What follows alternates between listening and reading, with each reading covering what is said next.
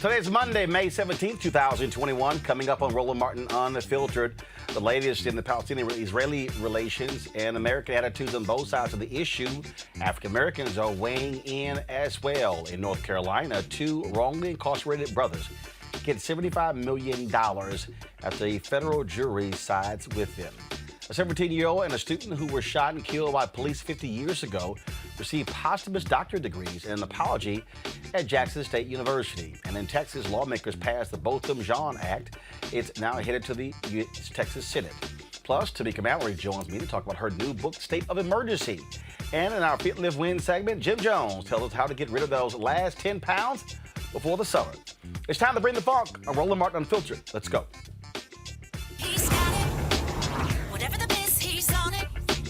Whatever it is, he's got the scoop, the fact, the find. And when it breaks, he's right on time and it's rolling. Best believe he's knowing. Putting it down from sports to news to politics. With entertainment just for kicks, he's rolling. It's on go, roll, y'all. It's Roland Martin, Rolling with Roland now. He's funky, he's fresh, he's real, the best, you know he's Roland Martin now.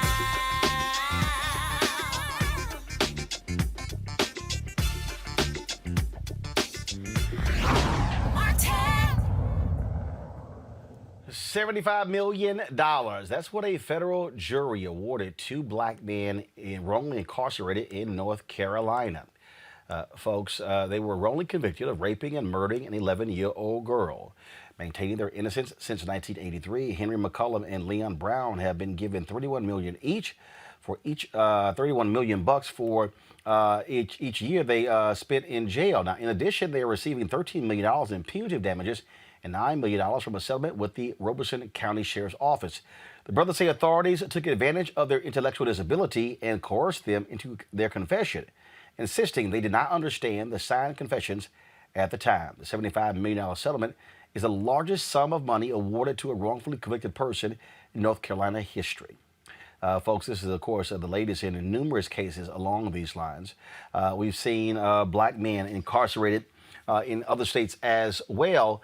Unfortunately, all have not been able to receive the financial benefits necessary after spending so many days in prison. My panel, Ava Jones-Weaver, political analyst, also joining us, Teresa Lundy, principal founder of TML Communications, and will later be joined by Julianne Malveaux. Teresa, this is one of those cases where when you hear a story like this, again, that's a long time to spend in prison. And some other folks haven't gotten anything near that in terms of the kind of resources to help. Yeah, I mean, well, one, congratulations to the two brothers, but one, of course, it is unfortunate that the situation even happened to happen to them.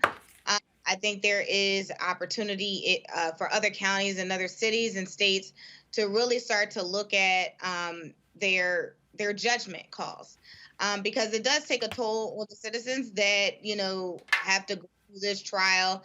But I think, again, as we looked at some of these critical roles in criminal justice reform, we start to really understand some of the consequences of some of these actions. And I'm hoping that the police departments are doing their review on some of these issues as well. Well, look, what's so sad here, Ava, is you can't get those years back. It's as simple as that. You can't get those years back. And the only way to really help somebody is monetarily. And unfortunately, in some other cases, folks aren't getting their fair share or just due after serving decades in prison. You're exactly right. I'm so glad that these brothers were at least able to get this level of compensation. And you're right. Unfortunately, this is unusual that people would receive, relatively speaking, such a high level of compensation as compared to what others often get. But really, there is no price that you can put on each and every minute that they spent in prison when they shouldn't have been there. And they also deserve compensation, and I'm glad that this maybe was included in this particular price tag. The fact that this particular crime was so heinous, one can imagine that their reputations might be irreparably damaged. So at least I'm glad that with these brothers, they are finding some level of delayed justice, but justice nonetheless. And I hope that for others, they're able to do the same. And there's going to be a lot more focus on this. And unfortunately, Teresa, we're seeing more and more people being suing who were wrongfully incarcerated due to shameful actions by police as well as DA's offices. Yeah, and we're going to continuously see those type of actions actually happen where people are deciding, to pick up the phone and they're calling Ben Crump and they're calling other civil rights lawyers and they're saying an injustice has been done years before. And so now attorneys are looking at cases. You have some of these nonprofit organizations, the Innocent Project, who's really opening up the books to some of the injustices that has been happening, and it's going to get costly. So I mean, the state legislator has to also understand that some of these cases that when you could just put people in prison for 10 to 15 years and think they're going to forget about it. No, someone inside of the prison, that people are doing their own cases, their own review points, and they're just not waiting anymore. So it's going to get very costly, and I'm glad it is because like Ava said, that people are starting to put. There's no cost. There's no cost to how much you owe a person. But again, if there is a monetary settlement that can be happened, absolutely should. Well, again, as we certainly hope that those two men are able to move on with their lives. Unfortunately, they had to serve a long time in prison, and they never ever did it. Folks, a Hennepin County judge has set a tentative trial date for the former Minneapolis cop responsible for the death of Daunte Wright. A pretrial hearing for Kim Potter took place via video conference today, where Judge Regina Chu determined there was enough probable cause to support charges against the former officer. Potter fatally shot Wright last month during an attempt to take him into custody. She claimed she thought she pulled her taser rather than her gun. Potter is charged with second-degree manslaughter, an offense that carries a maximum prison sentence of 10 years. Her tentative trial date is set for December 6th. Folks, also in Minneapolis, the fatal shooting of Daunte Wright is making the city of Brooklyn Center change how it approaches public safety. On Saturday, Brooklyn Center's City Council passed the Daunte Wright and Kobe Demick Heisler Community Safety and Violence Prevention Act, a sweeping public safety resolution that will revamp the city's police force with more independent oversight. The resolution, introduced by Mayor Mike Elliott, creates new departments for community safety to oversee the police and fire departments. It also includes a division of unarmed civilians to handle non-moving traffic violations and respond to mental health distress calls. Mayor Elliott is calling it a new North Star for policing. That point there, Avis, that last point there, creating a division of unarmed civilians to handle non-moving traffic violations and mental health distress calls. Yeah, this is what people who have been asked to be talking about defund the police, what they're talking about. Figure out different ways of interacting with people and not just send cops with guns and badges. Absolutely. So this is really what people mean when they talk about reimagining, literally, policing and making sure that there are different ways in which we can develop systems for individuals to be seen by either mental health care professionals if they're having some sort of mental health disturbance, or other people who are not armed and likely to just pop off and shoot and kill somebody for no good reason based on a very, very minor violation. I'm glad to see that the mayor has moved forward in this way, and this particular city is moving forward in this way under the eyes of the world, quite frankly, are on them, specifically given the timing of this particular murder and where they're located. But I'm hoping that as this continues to move forward, that other cities will begin to move in this direction as well, because at the bottom line is this is the type of thing that we hope that we get the Justice and Policing Act signed, but the bottom line is this is something that cities need to handle on a city by city and state by state basis to really proliferate the nation as it should. And I'm hoping this can be a model for others to continue to move in that direction as well. And Julian, cities should be doing this before someone is fatally killed. I mean, that's the issue here. They should be thinking about different ways to react to the public, as opposed to always basing it on sending a cop, and then we see what happens when that happens. Exactly. I mean, I think it makes no sense whatsoever for us to do these cleanup, well, I call them the cleanup acts. Something happens and you go try to clean it up. Well, you're never going to get the person's life back. So we really need to be careful up front. And I'm glad that the mayor especially has shown a light on this, but there's so much more that needs to be done. As Ava says, the Justice and Policing Act, must be passed. It may or may not be given the Senate, but this is something I would expect President Biden to go on a limb for, given just the proliferation of these kinds of deaths. But it's more than just the Justice and Policing Act. It's really about starting over at some level with police attitudes, really trying to essentially retrain the police or fire some of them. Change the ways that people qualify to be police officers. You have a bunch of uneducated, very young, white police officers who are taught all their bad habits, and then they basically go run around killing people. Although they're not all very young. This woman in Miss Potter, whomever, who shot the young man thinking her taser was a gun, please. She's 40-some years old. She ought to know better. Teresa, again, it's very interesting how people have been critical of those who yell defund the police, but they say nothing when those calls have actually led to changes by police departments. If they don't call for those things and demand those changes, these things don't happen. Right. So advocates, community organizations, and of course, our media personalities need to continuously call them out, because if we do not call them out where they are, then these issues, and we're still having these conversations and we're still having these dialogues, and nothing's ever going to be fixed. So yes, the marches work, the rallies work. I think there was a blog that I was reading the other day, and somebody said, does these items work? Does the protesting back in, the 50s and 60s work? And yes, they do work. Because like you said, Roland, if we don't bring it to the forefront, if we don't identify the problem, there's no way we can find the solution. So yes, I think some of the mental health and the autism trained advocates are something that, again, they're getting funding. They're getting nonprofit funding to do it. But now you have people who work within those organizations now in the neighborhoods and the communities to react to the situation first, since unfortunately some of that training isn't happening inside of the precincts. Well, and this also, Avis, is why people who are activists must keep doing what they're doing. Look, you're going to have political people who are going to whine and complain about saying, oh, these things are wrong. But no, when you're out there in the streets, that's what your job is. Your job is not to make political folks comfortable.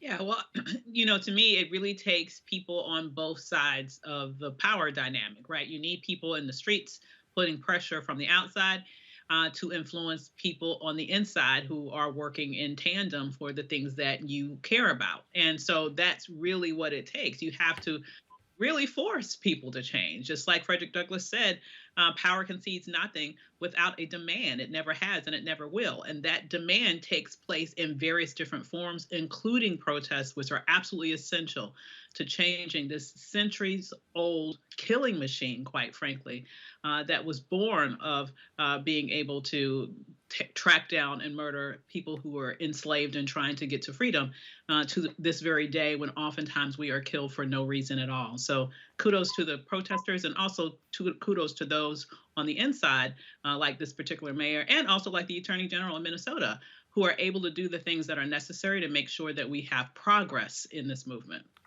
Absolutely. All right, folks, got to go to break. We come back, we're going to talk about what's happening in the Middle East. A lot of African Americans are weighing in on how heavy-handed Israel is against the people of Palestine. We'll discuss that next, right here on Roland Martin Unfiltered. Are you trying to say that as of January 20th, that President Trump will be president? That depends on what happens on Wednesday.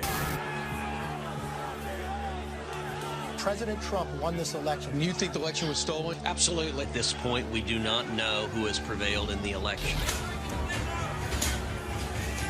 This fraud was systemic, and I dare say it was effective. This is a contested election. President Trump won by a landslide.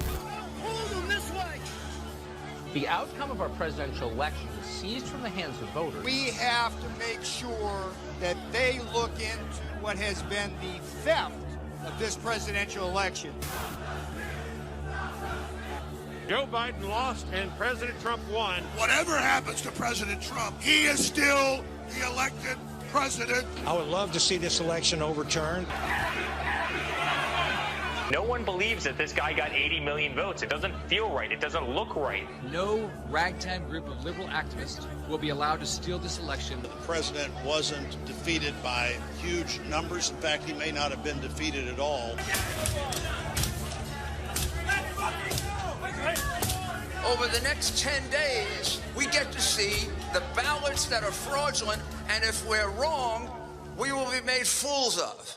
Carl Payne pretended to be Roland Martin. Holla! Hi, I'm Chaley Rose, and you're watching Roland Martin Unfiltered.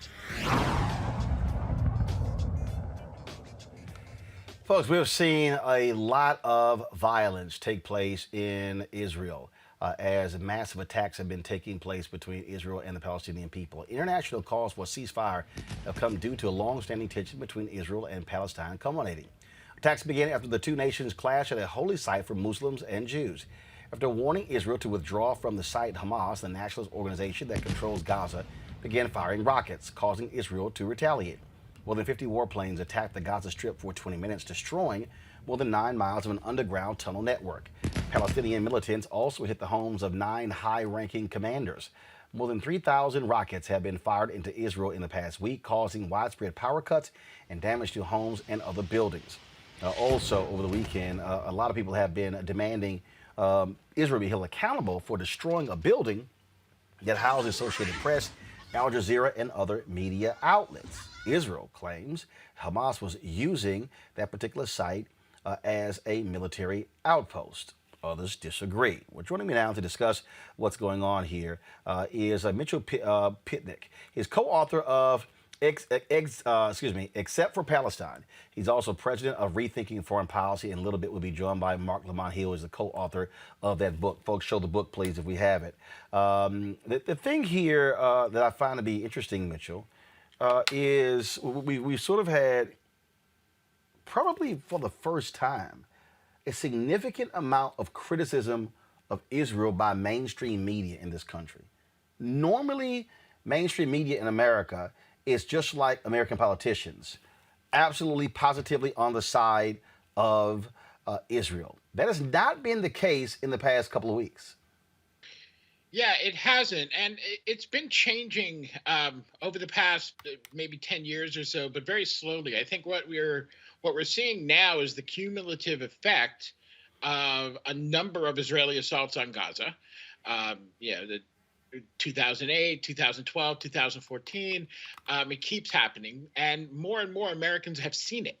And as a result of Americans seeing it, it's harder for the mainstream media to maintain the sort of coverage that they did, that they used to have, that was, as you're describing it, very biased towards Israel. And I think it's impossible to get away from the fact that more and more people in the United States are speaking out against this and saying, hey, it's not acceptable that Israel is doing this to a civilian population. Now, the thing that is interesting here is that Israel's position is consistently, we're defending ourselves, were it not for rockets being fired, then we would not have to retaliate. That is always their position. The fact is that this situation was brewing for quite a while before last week. It stems from really two different things. Israel has been trying to displace a bunch of Palestinian families from the East Jerusalem neighborhood of Sheikh Jarrah. And that caused a lot of unrest. But also, Israel was impeding access to holy sites in Jerusalem during the month of Ramadan. And that really was inflaming tensions very badly. And eventually, they got to the point where Israel was actually firing weapons inside the mosque on the Temple Mount. And that set off, that's when Hamas said either the police presence is reduced or we're going to fire rockets. And they did, in fact, fire some rockets at Jerusalem, and all of this came up. It's also, I think, really important to remember that when we talk about self-defense doesn't mean you can do whatever you want. Self-defense for Israel is largely composed of the Iron Dome system. We hear about all of these rockets flying out of Gaza. Most of them never reach their targets, either because they're They're very poorly made. They're kind of knocked together. They're not very up to date technologically, but also because Israel's Iron Dome system knocks down these missiles, and that's great. I mean, protecting civilians is what should be done. It's a problem because only one side can do that, and then when the side that can do that is laying an all-out assault on civilian targets in Gaza. And I think it's really, really important to note that last week an Israeli, a spokesman for the Israel Defense Forces actually said, we're making Gaza shake. We're not trying to launch pinpoint attacks. That was the IDF's own spokesperson. Now, he said this in Hebrew, so it didn't get any coverage outside of Israel. But that's, I think, a very, very important point that people need to know. So, this claim of self-defense is just completely hollow. It just isn't so. Joining us right now is Mark Lamont Hill. He is Mitchell's co-author of the book, Except for Palestine, The Limits of Progressive Politics. Mark, it's been very interesting reading a lot of the different comments and the number of African Americans who are very much siding with the Palestinians on this issue. That has long been an issue, in this country. Explain to folks who don't quite understand this relationship that has always existed between African Americans and the Palestinian people. Well, it's a great question, Roland. It's always good to see you. I would say that relationship really came into focus in 1967 and slightly earlier in the 1954s, in 1954, 1955, after the Bandung Conference. For a long time in the early part of the 20th century, many black leaders were allied with Jews around the diaspora in their quest to create a state of Israel. If you think about W.E.B. Du Bois, who writes a really important essay or article on the case for Israel, essentially is the article he's writing, or Case for the Jews. When you think about Marcus Garvey and all these other leaders, what they saw was a dispossessed people, a hated people, Jews around the world who were being harassed, who were a minority, who were not being treated with dignity, humanity, etc. And he saw them decide to create their own land. And so for people like Garvey, it was like, oh, wait a minute, there's a possibility here. For people who are racial minorities, there are people who have been minoritized, there are people who have been hated, people being killed, and to create their own thing, that's a model for us. And so the idea of a black Zion was appealing to them. You also had the fact that many Jewish Americans were siding with black folk, working with the Niagara movement, working with the NAACP, standing with Dr. King, etc. And so we had a kind of intimacy that came from on-the-ground politics, as well as a kind of grand vision of what a freedom dream could look like when you take your stuff and go somewhere else. And so many black people sided with that. But the problem was, as time went on and we understood more, we began to realize that what was happening wasn't just a project of liberation. It wasn't just an Exodus story, but it was a story of settler colonialism, a story of displacement and dislocation and colonial violence. And you began to see that in the Bandung Conference when you saw brown and black people say, hey, wait a minute, we got to come together. You saw it when Malcolm X writes a letter in September of 1964 called On Zionist Logic. You saw it when SNCC, after the Six-Day War of 1967, when Israel defeats the neighboring, Syria, Jordan, Egypt, when you see that, when you see the kind of response to that, you saw SNCC right in their summer newsletter, right, about neocolonialism. You saw Ethel Minor in particular write a Q&A saying, look, this is wrong. Malcolm X was, before he passed away, was speaking out. Dr. King in '68, when he wrote a letter back to the Prime Minister saying he wasn't going to go back to the Holy Land, and he had some concerns about East Jerusalem. He said, I don't think they're ever giving that back. He didn't want to be associated with the violence of the state. So you began to see the pivot really in the 1950s, but certainly the 1960s, of black folks saying, hey, wait a minute. And then when you talk about diasporically, for example, black folk in South Africa, Africans in South Africa said, look, we know what apartheid looks like. And so that is why when Nelson Mandela came home and they did that big interview and they said, why are you siding with the PLO? Why are you standing next to Palestinians? He said, y'all ain't gonna tell me who my enemies are. Y'all ain't gonna tell me who my friends are. We stand with the Palestinian people, but also they stood with us. Desmond Tutu has done that. So that relationship is about understanding what racism looks like, what state violence looks like, what marginalization looks like, what displacement and dislocation looks like. And so today, when black folks stand with Palestinians, they're standing on the side of right, and they're standing on a tradition of black folk loving freedom. Mitchell, one of the things that as Mark was talking, I thought about, the vicious criticism that President Jimmy Carter received when he wrote his particular book, Palestine, Peace, Not Apartheid. And that angered a lot of people, especially a lot of Christians. And in fact, there are many Christians, white conservative evangelical Christians, who have taken up the cause of the Israelis, in some cases far more fervently than American Jews because of the Bible. And I remember when Carter wrote that book, and folks trashed him, and he simply said, "You cannot say it's right for Israel to have a right to its existence and to have people living in an area where they basically have no control over, of themselves. They literally are settlements being taken." I remember when President George H.W. Bush, when he lost in 1990, when he lost to President Bill Clinton in 1992, he held up the money, the $3 billion annually that goes from the United States to Israel because of the settlements. And I remember they put 5,000 folks on Capitol Hill the following day to say release that money. And so you've had some interesting tensions there that have existed in this country when it comes to what happens with Israel and Palestine. Yeah, that is very true. I think there's a couple of things that we can learn from those stories, though. First, when it comes to George H.W. Bush, yeah, they sent those 5,000 lobbyists there, and Mr. Bush was eager to let everyone know that had happened. That being said, he still went ahead and held up the money until Israel did what we wanted them to do, and it's really important, I think, to note that yes, political pressure can be brought to bear, but when the administration decides that this is the course they wish to pursue, they can pursue it. That is a choice. It is not. It's not a diktat by any means. When Bush wanted to do, when Bush wanted to hold up that money, he did until Israel gave in. In the end, we are the ones holding the cards, and that also makes us responsible. So that makes it. That puts the onus on the United States when our president, Joe Biden, is essentially giving the green light to everything Israel is doing. That we are the ones, we the people are the ones that have to put a stop to that.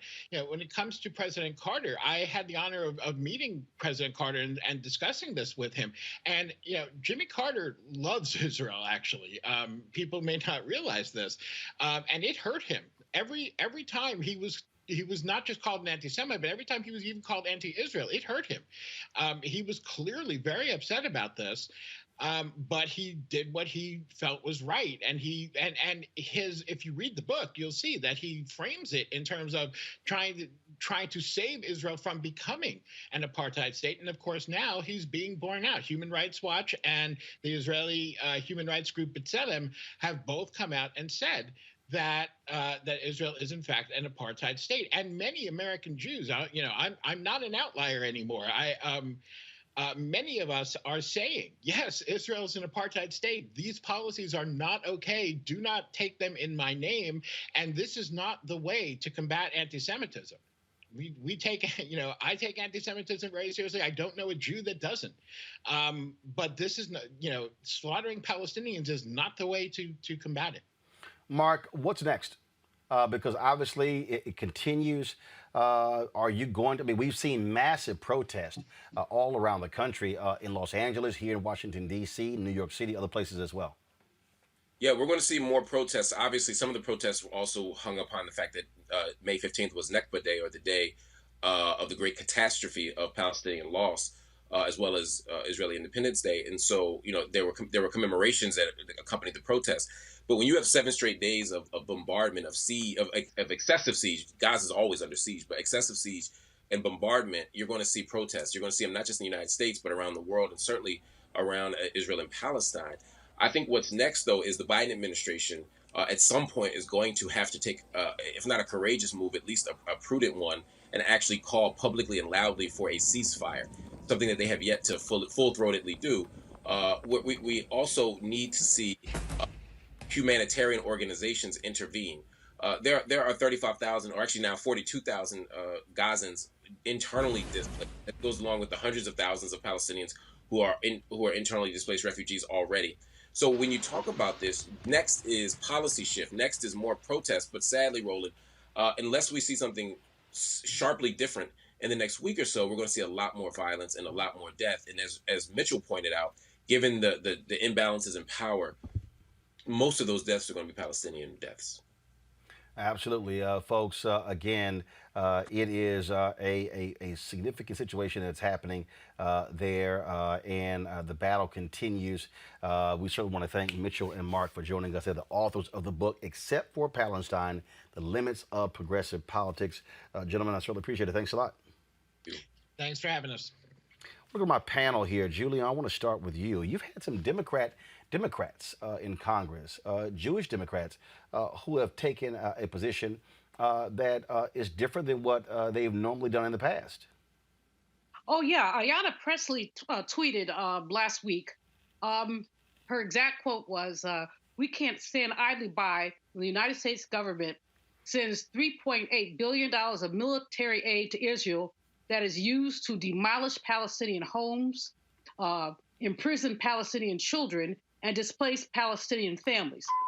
We have very rarely seen this kind of support for Palestinians. No. First of all, Ayanna Pressley is an African American. I'm talking about Jewish Democrats who have been very vocal on this issue as well. I mean, in fact, this is a letter. This is a tweet sent out May 14th by Jerry Nadler. The Biden administration can and should do more to stop the pain and suffering of Israelis and Palestinians. I led a group of Jewish members on a letter to POTUS urging immediate de-escalation and diplomatic engagement. Schumer is okay. Go ahead. Chuck Schumer and 20 other senators have called for a ceasefire. That's highly unusual. I mean, but it's ridiculous. As your previous guest said, 10 Palestinians have died. 10 Israelis have died. Over 200 Palestinians have died, and the numbers are growing. This just makes no sense at all. And I don't understand. President Biden spoke to Netanyahu today. I don't understand why he has, after that, not called for a ceasefire. It doesn't work to say we're just going to stay out of this and see how it plays itself out. Right. Because we know how it's going to play itself out.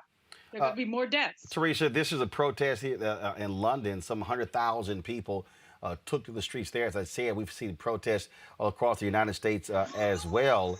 And Israel is losing the PR war, but they don't care. No, they don't. Teresa? Oh, I'm sorry, that was for me. Yes, they don't care. So over the weekend, actually in Philadelphia, we've had some rallies and protests as well. And when I tell you the PR for Israel has literally went out the door, there were passionate stories that were happening just all across. And again, being here with our own issues here in the city of Philadelphia, gun violence and the sort. But when we are talking about international issues, it was, people coming from Bucks County and different surrounding counties.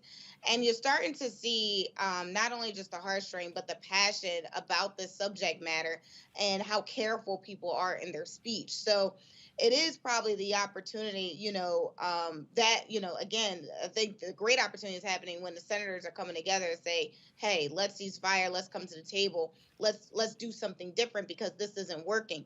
Because I think if we wait for the end results to happen, it's not going to be in the favor of where we need it to be in. This is video here, Abe, of a big protest in Patterson, New Jersey. Wow. It is wonderful to see people once again raising their voice, using their First Amendment rights here to protest what they find to be unconscionable and very disturbing and deadly attacks on the Palestinian people. I think one of the things that may be moving into the reason why we're beginning to see less of a staunchly, just blindly pro-Israel approach with regards to the American media, as well as with some politicians on Capitol Hill, is that there, I believe, is some very broad recognition of the fact that Benjamin Netanyahu is a very, very right-wing politician.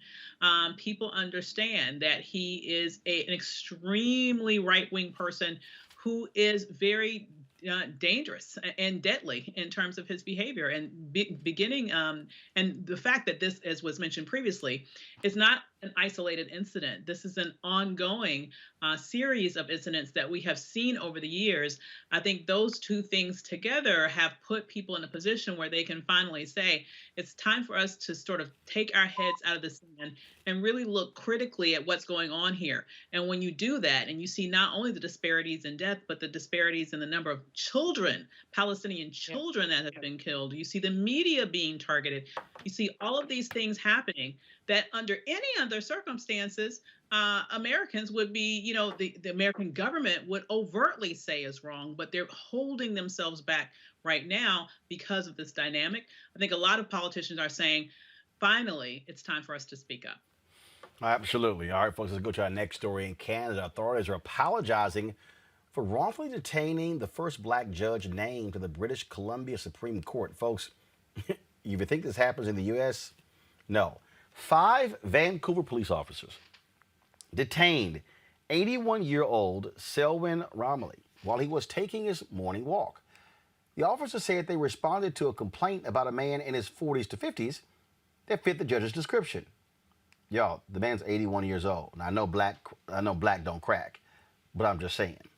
The mayor of Vancouver addressed the incident, and he said this in a statement, quote, "I am appalled by how Vancouver police officers wrongfully detain and handcuff retired Justice Selwyn Romilly. Such incidents are unacceptable and cannot continue to happen. Last night, I reached out to Justice Romilly to apologize after I was made aware of the situation. This is not something anyone should be forced to go through. Incidents like this can be very damaging. It can be a very damaging experience, especially for those in the Indigenous, Black, and person of color communities who already face multiple barriers and discrimination." Y'all, the real suspect was eventually arrested. The judge does not plan to file any formal complaints. You get an 81-year-old confused with a man in his 40s and 50s. Let's just be honest here, Avis. They saw black, they ain't see nothing else. Absolutely. I mean, this problem is universal. It's not something that's relegated to the United States of America.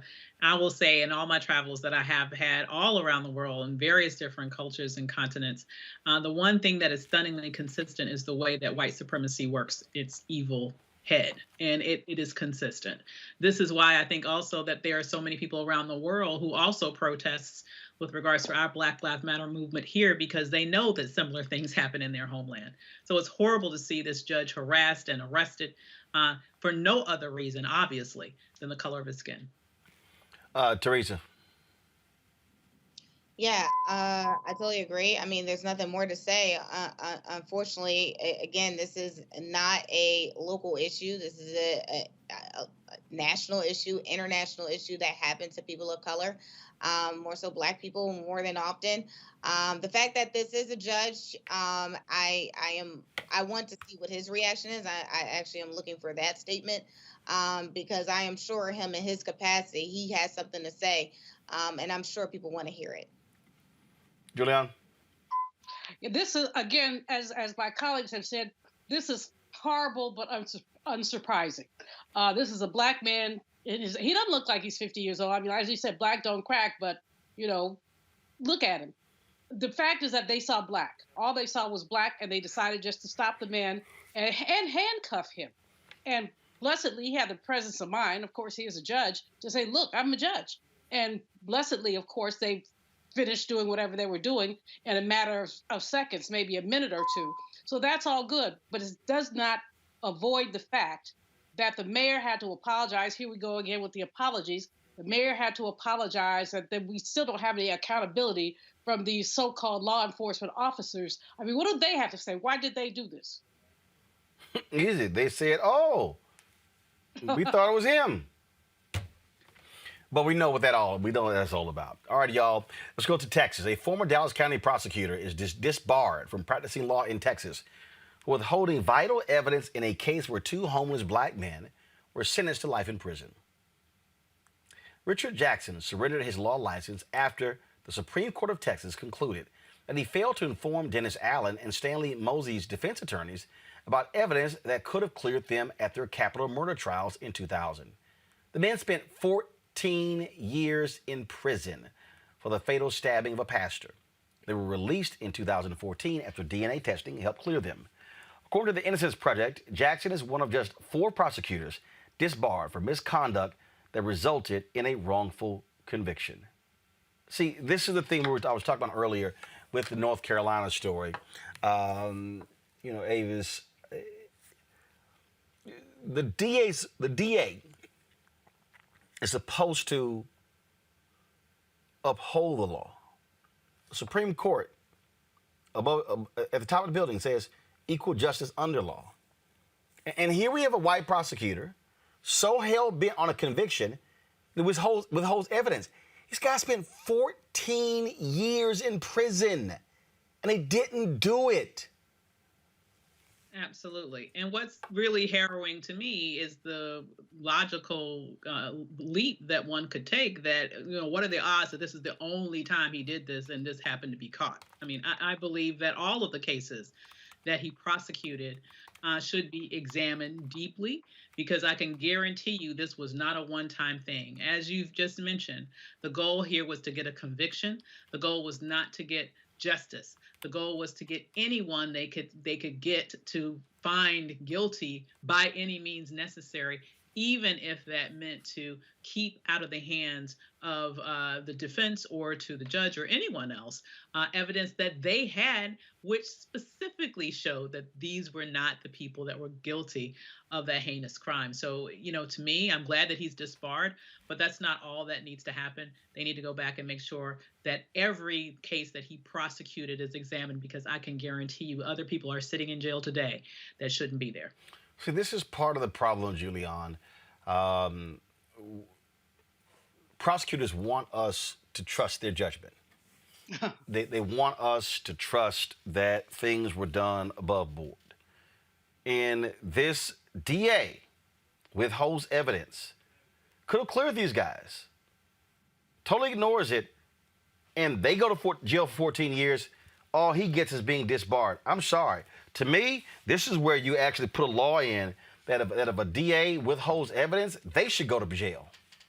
Well, I'm with you on that. I really do think this guy needs to spend some jail time. It's absurd that he deliberately withheld evidence.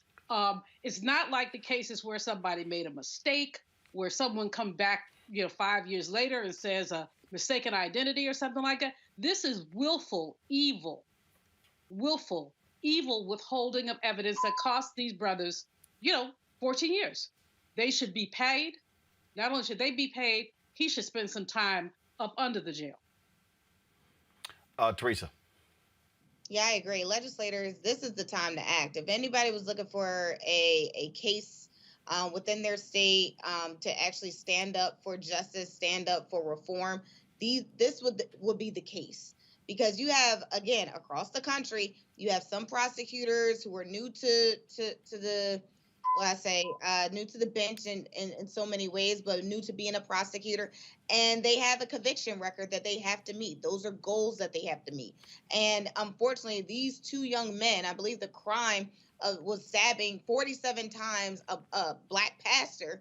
And it's like, well, one, this is the character train that this person is obviously something's going on in their mind, when really these kids are just wrongfully convicted. So now not only do they have, the psych evaluations that probably did come to them in the 14 years that they were in prison, but now they have this notion and this character assassination that they're going to have to rebrand themselves as, as being sane, because this is a heinous act. So again, I think if any legislator was able to step up and say, look, I want to put a law to make sure not only is this prosecutor getting disbarred, but we're now putting a law in to make sure that anybody that takes this position moving forward now receives the same equal justice, and that includes prison time and any other crimes that they deem fit that fits the crime that happens in the future.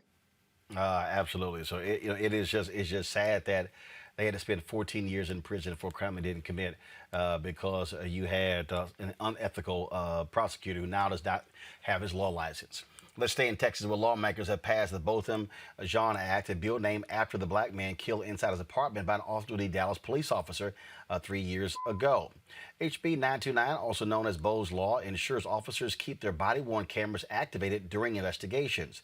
Texas's House of Representatives passed it on Friday by a vote of 108 to 34.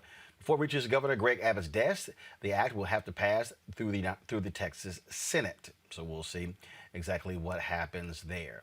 All right, folks, nearly 50 years after a 17-year-old and a student were shot and killed by police at Jackson State in Mississippi, the school honored them at a graduation ceremony on Saturday. Philip Gibbs and James Green received posthumous honorary doctorate degrees at Jackson State's commencement this weekend. Please roll the video, folks. Both were shot during a campus protest of racial injustice in 1970. After a protester threw a bottle toward the police, the shooting broke out, resulting in Gibbs and Green's death and 12 other injuries. Jackson State University. I now ask members of the class of 1970 who are Okay, the script says, please rise.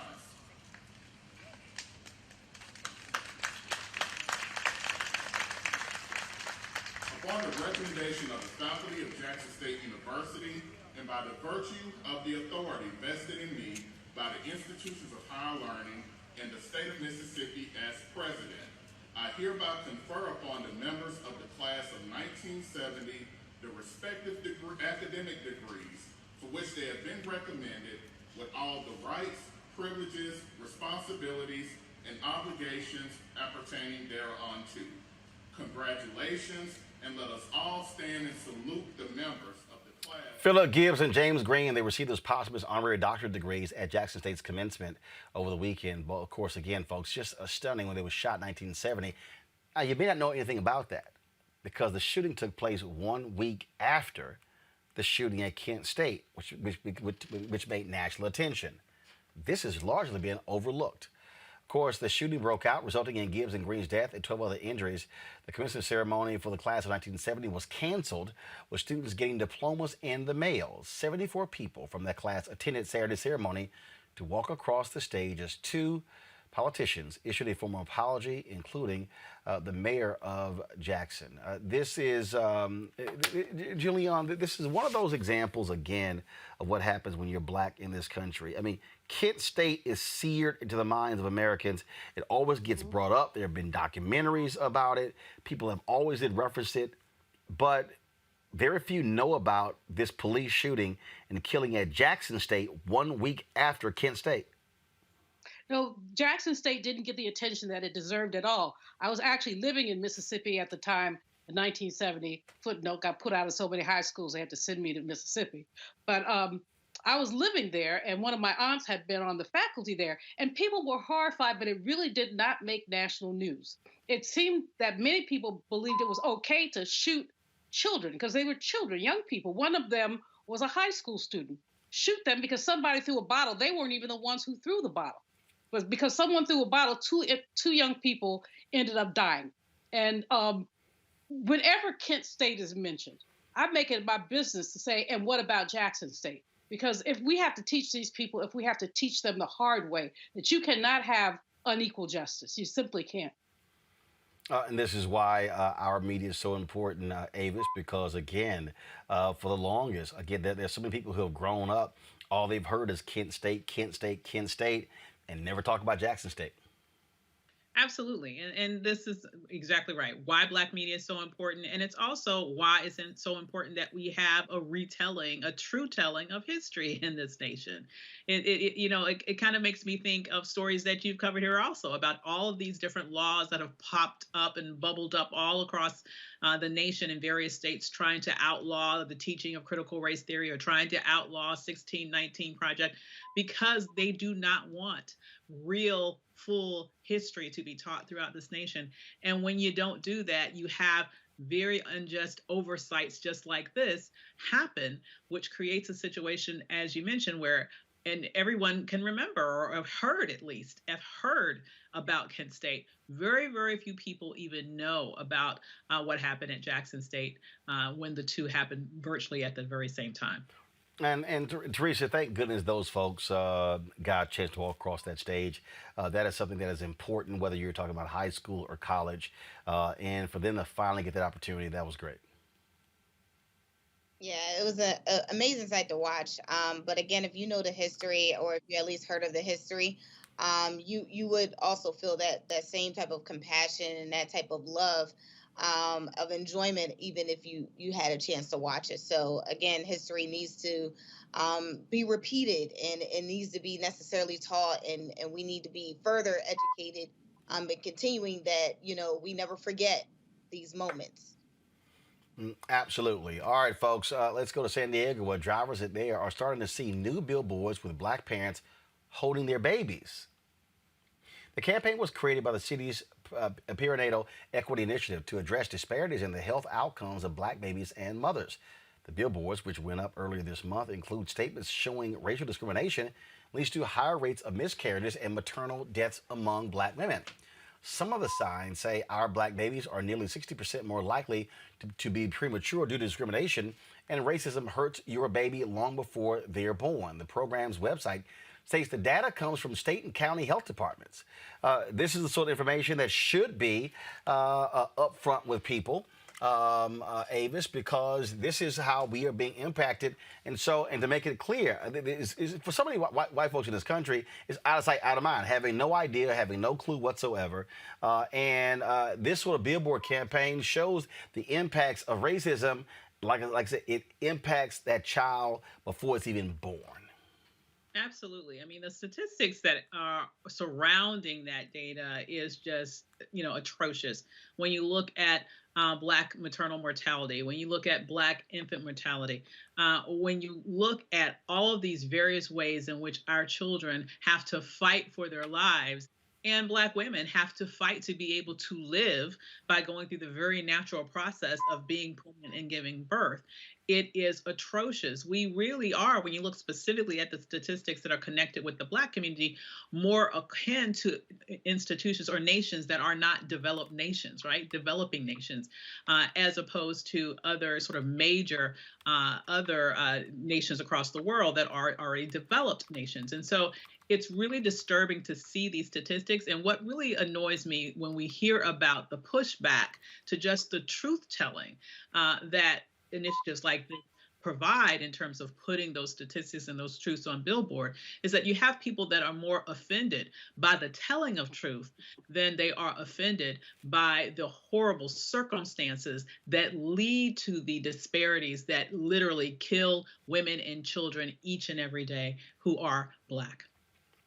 And it has to be upfront in your face because a lot of people simply have no idea, Teresa. And people have lived in denial about this reality. And we talked about it when Serena Williams talked about it. Folks were just like, oh my God, shocked, because it shows you that it doesn't matter how much money you have those issues when it comes to doctors and racism. Absolutely. And you know what? Even if we just went on to the basic conversation on what a billboard is meant to do, it is meant to be in your face, thought-provoking, a call of action. It is meant for you to do something. So if this divisive billboard was meant for you to have conversation about or make you actually go to the website because people wanted to learn more, these are the stats, and these are the hard-hitting truths that people are taking action to do. So I totally agree with it. I think the stats back it up. And it's an unfortunate truth that if you want to change its narrative, the simple thing is change it. Exactly. Well, Julian, go ahead. Well, I was just saying, exactly. If you want to change the narrative, change the narrative. Beyonce Knowles also had the same problem with her childbirth, and she talked about it. But people don't want, people do not want to believe the truth. They don't believe that fat meat is greasy. In other words, they would love to believe in this race-neutral world where there is no discrimination, but every stat we have, starting with income data, poverty data, you go down the list, every stat we have shows disparity. I think last week, Roland, we talked about what happens in medicine and how, Black men going to an emergency room with a broken bone are less likely, about 40% less likely to get pain medication than a white man with the same kind of injury. So we know we know what time it is, and it's useful for women who are pregnant to get that information just so that they can be more vigilant about what goes on in their lives. Many have heard about what happened with Serena, what happened with Beyonce, but many have not. And when they find themselves in a situation with eclampsia or something else, they and their partners need to be empowered to say something to these doctors. Absolutely. Folks, got to go to a break. When we come back, crazy as white people. Also, Jim Jones talks about how to lose those last 10 pounds before the summer. And I'll chat with Tamika Mallory about her new book, State of Emergency. All of that next. Roland Martin Unfiltered. Back in a moment. The lonely, the alienated, the sad, and the angry. In every country torn by strife, violence, and hardship, men and women are drawn to extremist leaders, promising to take on the enemies of their people. In America, some of our lost souls respond in a similar way to the call of influential voices. But instead of militant preachers or radical clerics, every single night in America, they can listen to our own angry advocates of division and conspiracy. Confused, angry people hear the call of these voices and take on the camouflage of warriors to threaten and even kill civilians. The radicalized Republican Party and the twisted people on TV who speak for them use the very same language of intolerance and rage to provoke those alienated people, actively pouring kerosene on the fire of social unrest. And until we all reject these poisonous voices, the result will inevitably be escalating violence and tragedy.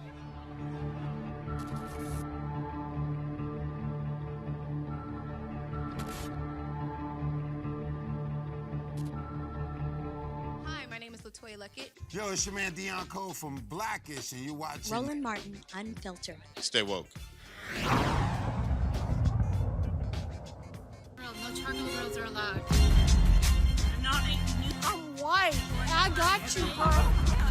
Illegally selling water without a permit On my property. Whoa! Hey! You don't live here. I'm uncomfortable.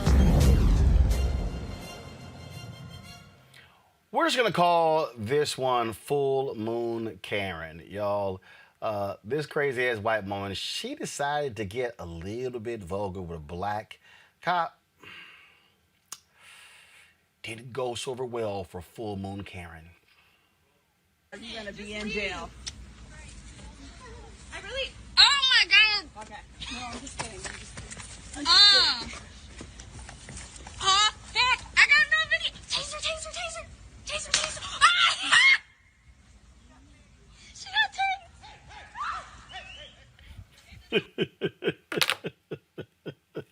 tased! Roll that again. Are you going to be in jail? I really... Oh, my God! Okay. No, I'm just kidding. Oh, heck! I got another video! Taser, taser, taser! Taser, taser! Ah! She got tased!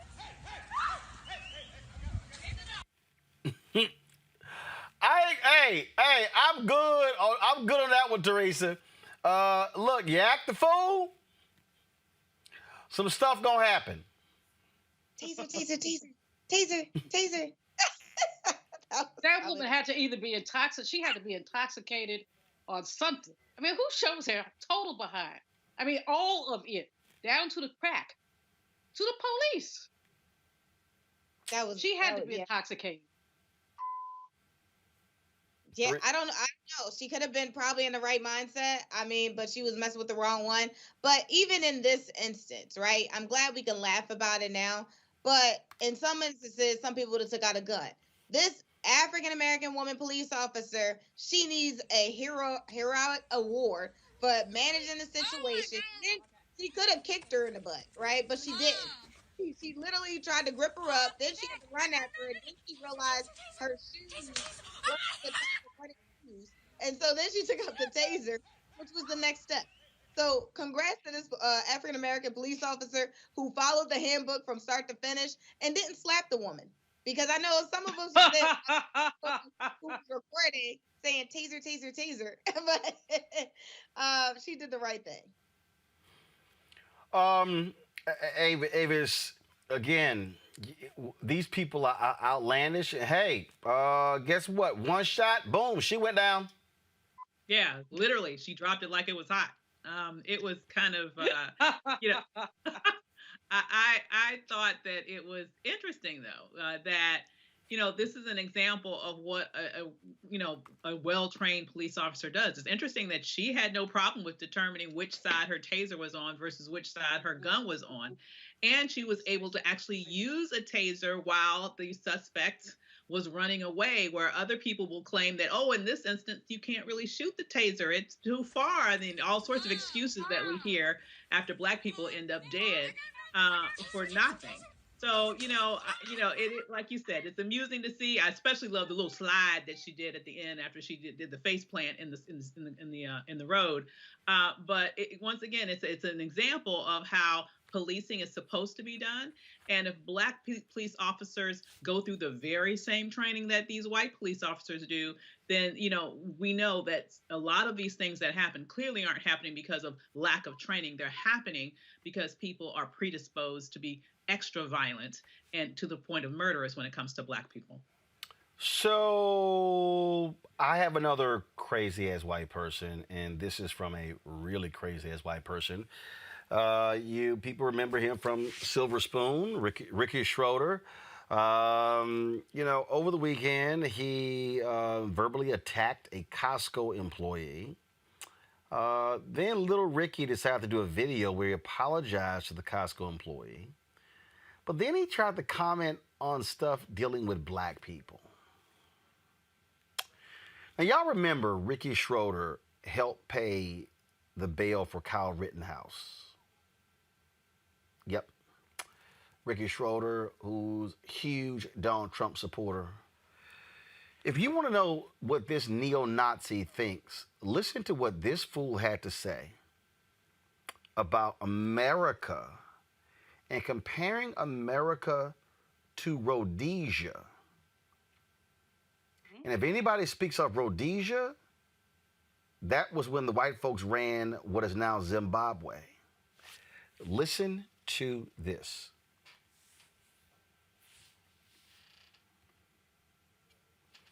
Sitting there, because I'm still confused by what the hell Ricky was talking about. Let's see here. Here we go. Do you guys hear now? Okay. Not sure. Give me 1 second. I'm going to change my audio output.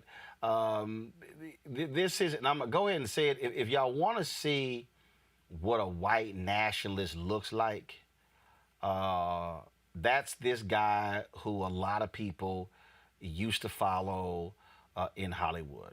And y'all, and when I say it got strange, it got real strange, because then this fool started talking about Candace Owens, and he started talking about, I mean, he like went real cray cray. And so I'm not quite sure what his issues are. Guys, let me know if you're hearing it now. Okay, we're having some issues here, so let me sort of, I'm gonna switch this here. I'm gonna go to my iPad here, so and when we talk about Rhodesia, y'all gotta remember Dylan Roof? Remember, he was wearing a patch of the Rhodesian government when he was busted. And so these white supremacists in this country, they keep invoking Rhodesia. And when you start invoking Rhodesia, hell, you might as well invoke South Africa and their racist regime as well. And that's what we're seeing. And I keep telling people, my book come out next year, White Fear.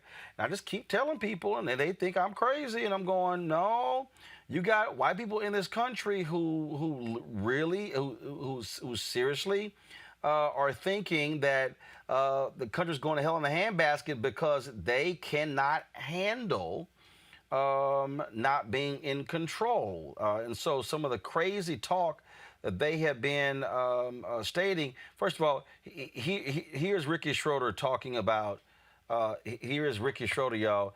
Y'all gonna really love this one. He's talking about how America was safer in the 80s. Okay, listen to this. And so let's go back to that. Remember the 80s? It was safer. Obviously, not in the crack-filled streets in the inner cities. So that was, we got to kill all the drug dealers. And I don't mean the guys selling on the streets. I mean the big drug dealers. It is ravaging our country from the inside, and the black community has been abused by it for it being allowed into anywhere in this country. And it's our responsibility, it's your responsibility as leaders, to stop that from coming, that poison from coming into our streets. And you're not doing it. You're failing, and you're failing the people. So, black community, we hear you.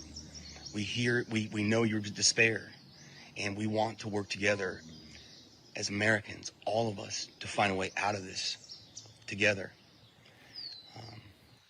Anyway, I think my battery's dying. Everybody take care of each other. Until next time. Actually, I would dare say, Ricky, I would say your brain is dying. And so listen to this one. The concepts of socialism and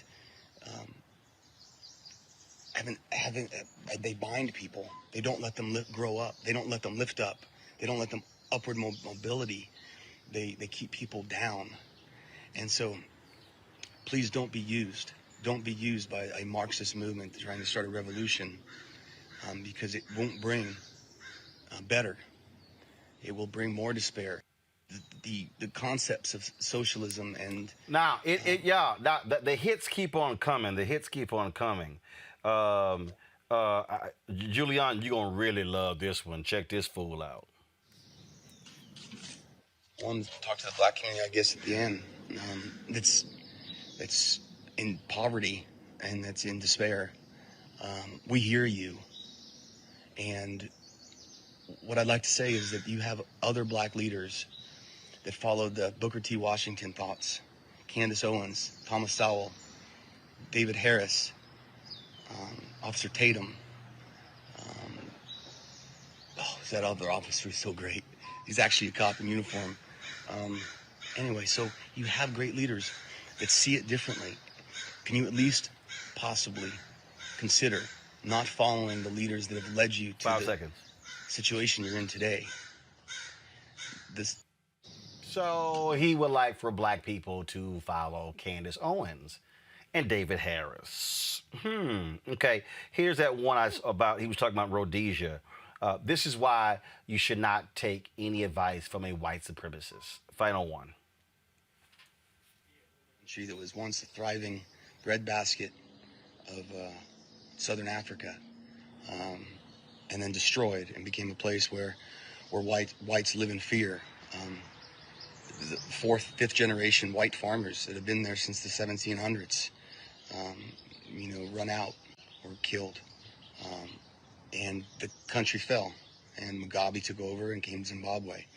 They used racial tension to create that disaster. I feel like that's what's happening here.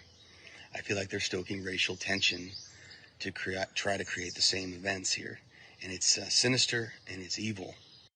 If you look at Rhodesia, a country that was once a thriving breadbasket of Southern Africa. Okay, Julian, here's why that's so laughable.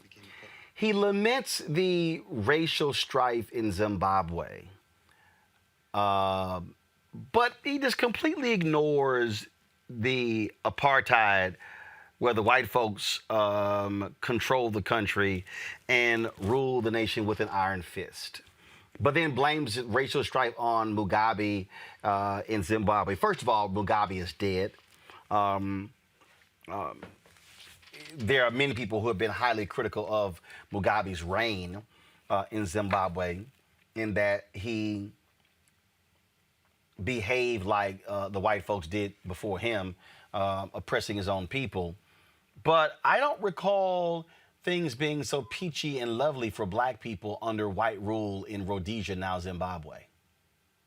No, in fact, the reason why land was taken from those white farmers is because there were black folks on that land at the beginning, and they took it from them. Passed a bunch of laws that made it impossible for people to own. And so if he wants to, but this guy probably clearly doesn't read anything and doesn't know anything. And I mean, I wouldn't follow Candace Owens to the corner. Just wouldn't do it. And so this is absurd. It just shows a total lack of historical knowledge, but it's also, he's a provocateur. You know, that's what he is. He's talking smack, and he thinks that people are going to pay attention to him. And most black people will not. Now, Candace Owens, of course, probably has a, grin for half a day when she heard that. Oh, gee, somebody thinks I'm a leader. No, she's not. She just, Thomasina. That's all we can say is Thomasina. And it's not because we disagree with her. It's because it's the way that she does Mr. Bojangles for the white folks and the opportunity that she gets. So this guy, I mean, everything you played, Roland, we could just spend like another 10 minutes cracking up, because that literally all of his nonsense is utterly laughable. And the other thing he's forgotten is that black people are 13% of the population here. We were 90% of the population in Zimbabwe. You have the minority taking from the majority through apartheid and through basically cricket laws. Now, the likelihood of us taking from the majority is very, very low. We are the minority, and we know it. And we've been oppressed as a minority. The thing that I found to be really hilarious there, Avis, he said, oh, these white farmers, they've been there since the 1700s. No. How long have black people been there? Rhodesia was created in 1965. I mean, just give me a second to be petty. Can I have a second? Sure, go ahead. Okay. That's Ricky Schroeder. He was a child star. He has aged like white milk. My God, if you didn't tell me who that was, I would have had no clue. Jesus Christ, how old is he? Jesus. Okay, that's my petty. I just had to get my petty out of the way before I said something substantial. But I will say that, obviously, as Dr. Malvo pointed out, him and actual facts, don't know each other. And I threw up a little bit in my mouth when he mentioned Booker T. Washington and Candace Owens in the same sentence. It is absolutely disgusting. What can I say? He looked like aged white milk, and he makes no sense. That's my reaction. The thing that I find is so hilarious about these white supremacists like Ricky Schroeder, Teresa, is I love it how he thinks he can talk to black people and say, y'all haven't been doing your job when it comes to drugs in these communities. And then you need to be following other black leaders like David Harris and Thomas Sowell and Candace Owens and Brandon Tatum. No, we reject those idiots. Because when they align with themselves with white supremacists, yeah, we're good. We'll pass. Please move along. I thought it was interesting that he started one of the clips out saying that he wants to, get rid of the top drug dealers, but not the ones that are on the corners. So essentially, just the ones, I guess, the what do you call it? The boss, the whoever runs the cartel leaders. But he also acts as if the drug issue in America is with black people. The problem with drugs in America ain't black people, it's white people. Bringing it to black neighborhoods. No, but it's white people using. Oh yeah. The rising use of drugs has been white people. But even more than that, if you want to talk about drug use, let's talk about pharma. Let's talk about American pharmacies and the manufacture of opioids. And then basically pushing them through communities, mostly white communities, praise the Lord. Not that I wish anybody addiction, but if someone's going to be addicted, I hope it's not black people. But in any case, just no structural knowledge of markets. And to lift up Thomas Sowell, Mr. Anti-Affirmative Action, who mercifully has faded away. But to mention Soul in terms of leadership is really laughable. But the thing here again, I think, and what we have to understand, and this really is important, Teresa, is that you have these folks, you have the likes of Brandon Tatum and Candace Owens and others who are being elevated by these white supremacists, by these neo-Nazis, by these folks. And I'm sitting there going, they don't like you fools either. All you need when you know, you're absolutely right. But anytime, you know, a Candace Owens or Brandon Tatum has at least 5 black friends, that's just enough for the white population to white conservative based population to highlight their stance into their world. When they found someone that is willing to conform with some of their morals and some of their beliefs and is able to rationalize the smallest of interim into black culture, of which they obviously has lost their way because there is some critical issues. But again, when we take education and history out of black public school systems, this is what we get.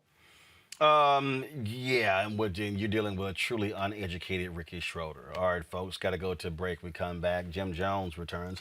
We're going to talk about losing those final 10 pounds before the summer starts. And we'll chat with Tamika Mallory about her new book, State of Emergency, climbing the bestsellers list. That next on Roland Martin Unfiltered. Shortly after 9/11, America and its allies went to war in Afghanistan to defeat a terrorist stronghold. We accomplished that mission years ago. Trillions of dollars lost, over 2,000 Americans dead, countless Afghans dead. It's time to get out. Many presidents have tried to end the war in Afghanistan, but President Biden is actually going to do it. And by 9/11, over 20 years after the war was started, the last American soldier will depart, and America's longest war will be over.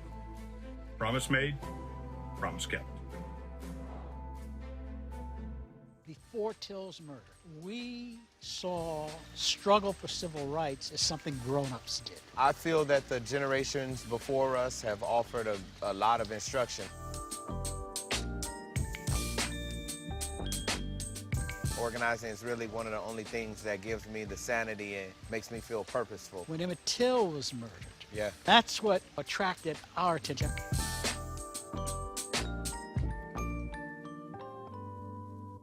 Hi, I'm Kim Burrell. Hi, I'm Carl Payne. Hey, everybody, this is Sherry Shepard. You're watching Roland Martin Unfiltered.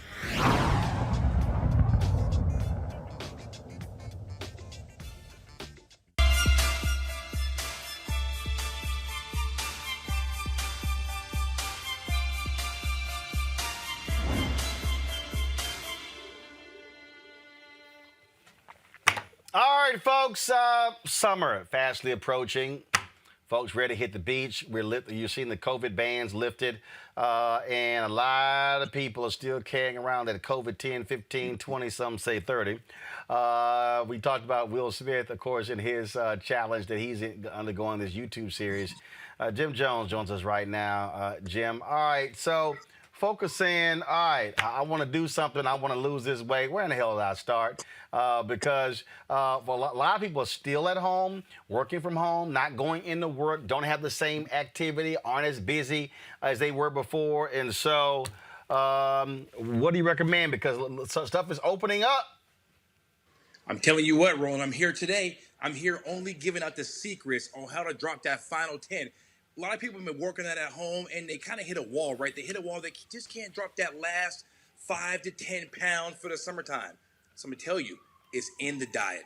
The one thing I tell people is if you cut out the carbs and the starches out of your diet, that's where those 10 pounds are. It's in the foods. Cut out the rices, the pastas, and the breads. So people say, hey, Jim, what does that look like? So what you got to do is eat a meat and a veggie, right? Just go ahead and clean it up, do a green shake in the morning, but just clean up out all the carbs and the starches because you know what, Roland?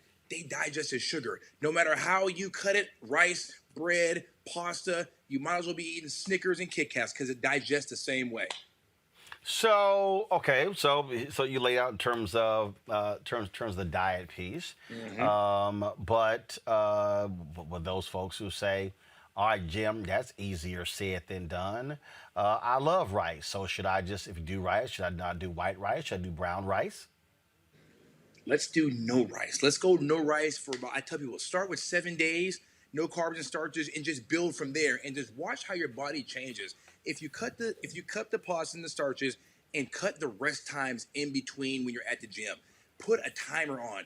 Go 15 seconds each set, get that intensity and add the intensity to your workout, you'll guaranteed to burn more fat. So rest time and diet are the two secrets to cutting those last 10 pounds. But what about, okay? So you say those starches out, but why is it that I see in a lot of the food plans they have sweet potatoes? There is. There are some good starches, but you know what?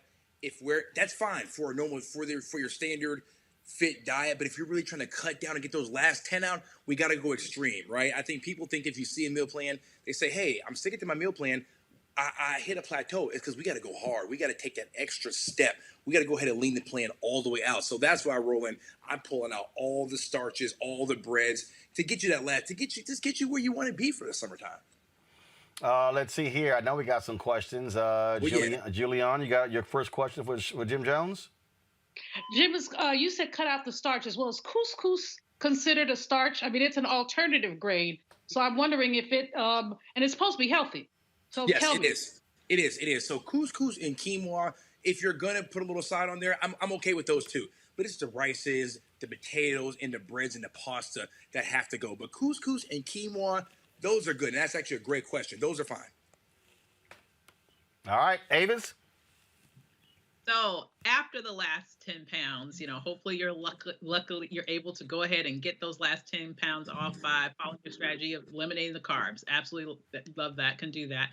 But afterwards, does this mean that you're kind of always have to sort of avoid the carbs, or is that something you just know that you just have to cut back on in order to maintain that extra 10-pound weight loss? Good question.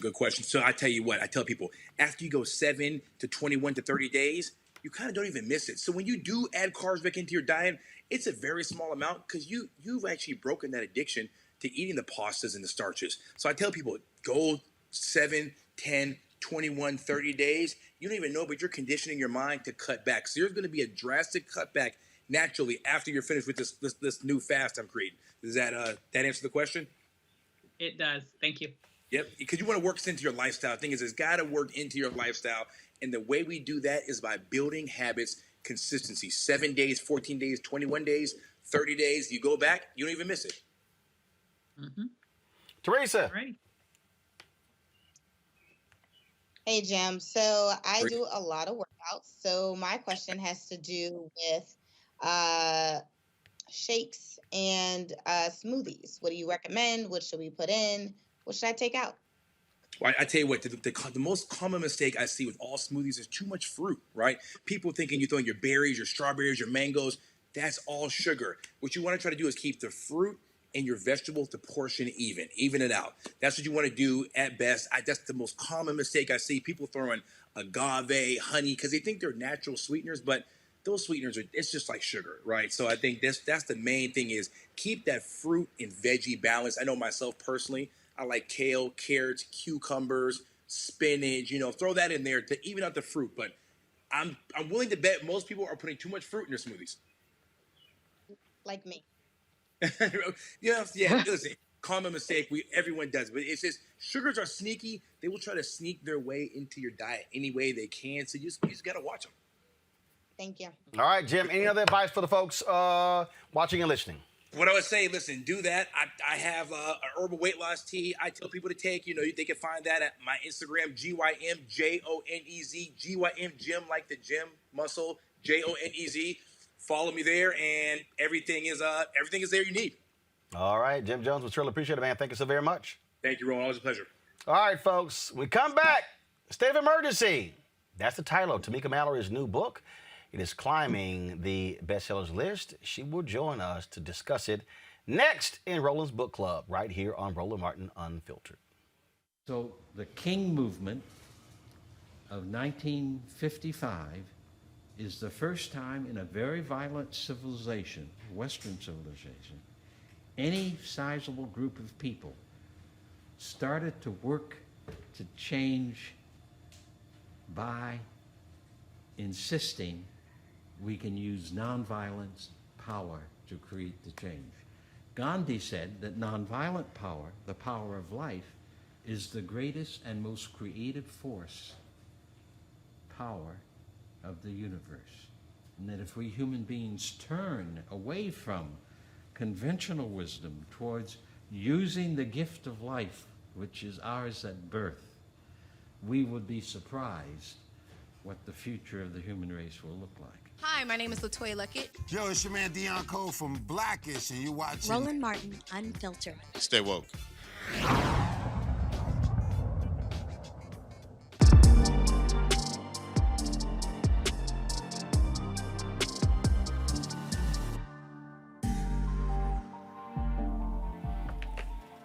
Folks, many of you know her as, of course, one of the co-organizers of the Women's March. She also was the co-founder of Until Freedom, has been on the front lines fighting for social justice for, frankly, all her life. Spent years working for the National Action Network.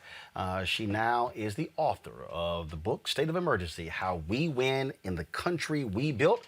Forwards by Angela Davis and Cardi B. Tamika Mallory, glad to have you on the show. Good to see you in Baytown last week. Roland Martin. But what I want to know, I just have one question, is why am I not in the promo at the beginning of your show? I just want to know why. Why are you not in the promo? Which promo? There was a promo that just ran with LaToya Luckett and all these. Oh, no. Those are celebrity drops, which means I don't think you've done a drop for the show. I'm also not a celebrity like they are. So no, but we can include you, but you haven't done a drop. Okay, well, I will. See, there you go. There you go right there. See, there you go right there. So I was like, promo? Like, what you talking about, promo? All right, let's get right to it, talking about a state of emergency. I remember when you were writing this, you were like, okay, this is hard as hell. You like, this is driving me crazy. Why? Why was it so hard? Well, first of all, it was an aggressive timeline. You know, I started the book a few months after my speech in Minneapolis, which is just 1 year ago during this month. And obviously, since the book is finished and in my hand, all the printing and the editing and the proofreading, that takes time as well. So that means that the timeline that I had was really, really short. And I, remember writing you and saying, yo, this is really hard. Like, it's not easy to also sort of narrow down the information that you want to include. And every time I thought my thoughts were clear, I would have to go back. And then so many times I felt like there needs to be more. And it was actually Dr. Angela Davis, who I called one day and I said, I feel like it's not enough. I'm really suffering with anxiety around the book. And she said all first-time authors and even authors who've written multiple books have the same feeling, but you just have to put down your thoughts and put it in the world and let the world deal with it. And that just sort of freed me from the feeling that I was having. It was a lot. It was very intense. Obviously the work that you're involved in is intense as well. Before we delve into it, I got to ask you this here. And it is something that all activists have to deal with. And it's one of the hardest things when you're not getting sleep, when your diet is all over the place, when you're battling illness, when people are pulling you left and right, getting phone calls from people all around the country to come here and come here.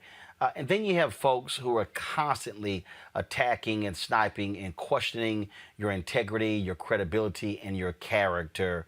How do you deal with that?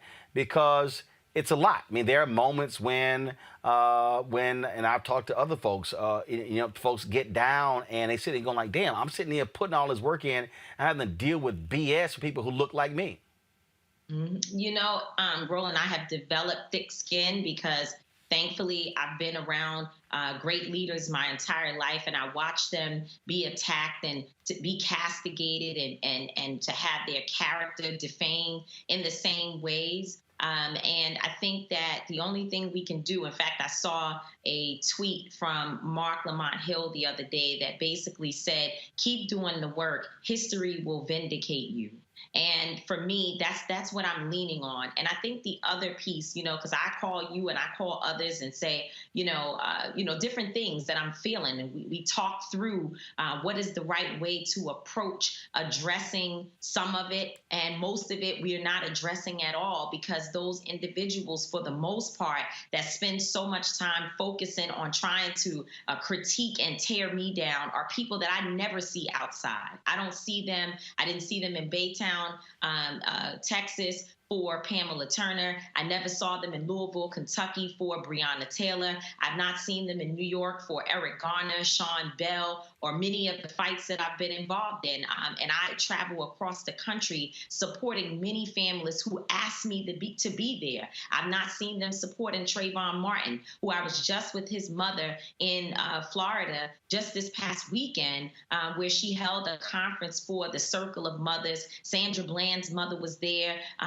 So many mothers. The names go on. It's too many names. Cleola was there for her daughter, Hadaya Pendleton, who's a 16-year-old who was killed on a park in a park in Chicago, and President Obama honored her. Cheyenne Norman, this is a woman who I helped her to bury her 4-year-old child. I've been with these families for 25 years of my life, and in every single situation, I don't even think I've ever met any of these people, and so I have to keep focused. But I think the thing that I've been taught by so many of the great leaders who have been through these things before me is to focus on those people who are with you. And not to say that I don't listen to critique, because there have been times when you've called me to say, hey, I don't think the way in which you all are approaching certain things is the right way to go. Let's look at the strategy. But the way that it's done is in love. The way that it's done is not an attempt to gossip about me, to tear me down, or to, try to vilify me. It's done in a way that lets me feel safe. And I think we all should protect our energy and feel safe, so I focus my attention on people who want to critique from a position that allows me to grow, rather than people who are looking for attention and likes on their social media and are using the defamation of another Black person, and particularly a woman, in order to get that.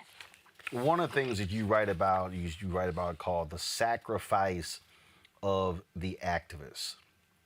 And that is something that, again, I don't believe people really understand. Just the other day, Latasha Brown posted a video of her in the hospital dealing with exhaustion. And I sent her a text and I said, did you and I had this conversation 5 months ago? Because I was imploring her to get rest and knowing when to take breaks and how often to take breaks. And I said, look, you're no good on the battlefield if you're not on the battlefield, if you're laid up. But many people don't understand how often Reverend Jackson has checked himself in the hospitals for IV fluids dealing with exhaustion. Dr. King, same thing, on many occasions would get checked in the hospitals because he was battling exhaustion. And again, I don't think the average person really understands what activists go through every single day. Yeah, no, absolutely. I have been very open recently in talking about how I got addicted to Xanax and other pain pills, attempting to just get some sleep. Because when laying down at night and not sleeping, and it's now 4 a.m., 5 a.m., 6 a.m., 7 a.m., it was certainly a challenge and something that began to make me depressed. It started to make me have really, really negative thoughts. I wasn't necessarily suicidal, but certainly my addiction was a form of suicide. And I had to actually go through drug treatment, but not only did I go to rehab, while I was there, they began to identify that PTSD was a part of what the underlying cause of how I ended up in that situation. And so, I feel like your point is so true, that people don't really understand the toll that it takes on you, the days when you can't pay your bills, the times when your children need you and you're not able to be there, or just the guilt of not being there to support your family, but yet you're out there working on behalf of other families. It's a lot. And then, of course, we do have to deal with the critiques of our community, and we do have to show up and continue to prove that we are 10 toes down. You have to, there's so many things. I mean, I think about just in my own life, I have at least 5 different things going on that allows me to, keep income and to make sure that I can live the way that I want to live and not have to change my message or change who I am in order to be able to put food on the table. And so it is a very stressful thing, but I will say that I wouldn't want to be anywhere else in my life. And I do talk about, in state of emergency, my commitment to this fight and the fact that I am prepared to give my life. I don't want to foolishly do it. And we want to make sure that LaTosha Brown gets the type of rest that she deserves, because she and I were out there on the road meeting each other. This is another person who's actually outside. I met her on the road several times over the last year, working in the trenches. And I know the exhaustion that she has. And so I don't want to kill myself from not sleeping and not resting and not taking care of myself. But I certainly am committed enough that I would be willing to give my life in the drop of a dime if it meant that my people would be free. Our people. One of the things that I think also is critically important, and to my panel, I'm going to pull y'all in with some questions in a moment. The people really also, it's hard for people to understand, is that when you are an activist, there are going to be times when you have to make decisions that other people don't quite understand. I think back to 1964, Atlantic City. Yeah, the Mississippi Freedom Democratic Party. They traveled to Atlantic City, and they were committed in seating a black delegation. And President Lyndon Baines Johnson sent Walter Reuther, head of the labor union, to King, and said, look, I need this to end. You tell King, take the compromise. I'm pulling all of your money. And he accepted the compromise. And there were people who attacked him, and he said, I am not going, he said, to lose sight of progress by trying to get everything I absolutely want. He said we have to build towards it. And there are a lot of people out there, and I remember very vividly, there are people who were attacking you, attacking Ben Crump, when they had the settlement for Breonna Taylor in Louisville. And you spoke on that day. I remember when they had the settlement for the George Floyd family during the trial, and folks, attacked them for it. There are people who have said, politically, whether it's with President Obama, President Biden, and others, and people say, how dare you do that? Not understanding that unless you're in the room and you realize what is truly going on and how far things have gotten and how you have to achieve some progress, it's very easy to stay on the outside and say, no, you don't you get everything we want or get nothing at all. That's real easy when it was one of your family members who wasn't, when you didn't have a family member who was killed. Yeah, I think that there is a balance, right? When we're looking just at what's happening in Washington right now around the George Floyd Justice and Policing Act. And now we hear folks, especially leading Democrats, talking about folding, if you will, or compromising on qualified immunity, something that we see to be at the heart of the bill. That is a moment when we can say, don't compromise, go back in and try, at least try. I think for us, our position in that area is let us see who the real obstacles are to getting progress and to getting what it is that we want. don't step in the way and become the target of conversation. So that is very, very different. But when you're looking at people, and we're not talking about folks in elected office, we're talking about families, we're talking about attorneys, we're talking about people like in Breonna Taylor's situation who said, well, we will take a settlement, but we also will make sure that there are actual reforms in that settlement. And I know for sure that they've been meeting with the city and with the mayor to make sure that these other changes within the police department become real. And it's going to take work. It's not going to happen overnight, but they didn't just take the money and not focus on making sure that they help at least in the best way possible to protect the next Breonna Taylor from, falling victim to what we see happening to her. And there were plenty of people who said, and it tells you that they were misinformed, that they would say, well, you can't get a settlement and take settlement money and still get a guilty verdict, that once you take the money before the trial is over, you're never going to get a guilty verdict or get any accountability. Well, we know that that's not true, because we see that in the case of George Floyd, it was $27 million that they received as a settlement, but they still got guilty on all charges in the trial. It's two separate things. And I think all of this speaks to the fact that in some ways, we don't always know. I know that there have been times that I've jumped out and been strong and wrong. And I was strong because I had the right to be passionate, but I was wrong because I didn't understand all of the details of what I was talking about. I'm going to pull in my panelists for some questions, and I'm going to ask you a few more questions. Let me start with Teresa Lundy. Yeah, thanks, Roland. Tamika, it is a pleasure to, congratulations on your book. The last time I saw you in person, you were right here in the city of brotherly love and sisterly affection. And that was I think it was like 2 years ago for a Meek Mill rally. And you spoke on stage, and thousands of Philadelphians wanted to hear you, and they wanted to hear about the cause. So congratulations on the book, and it was an honor to do that. So my question to you is, I think, I bought the book a few days ago, so I can't wait to read it this weekend.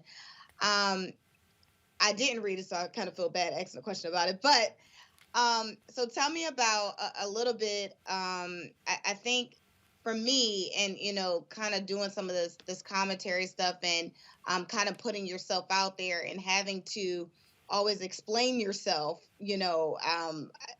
outwardly to people, I think it's always a little bit troublesome, because I don't think people really understand, the impact of the activists, right? So I think. And I'm hoping it says a part of it in your book about the activism in different ways, because for me personally, I do it in public relations and communications.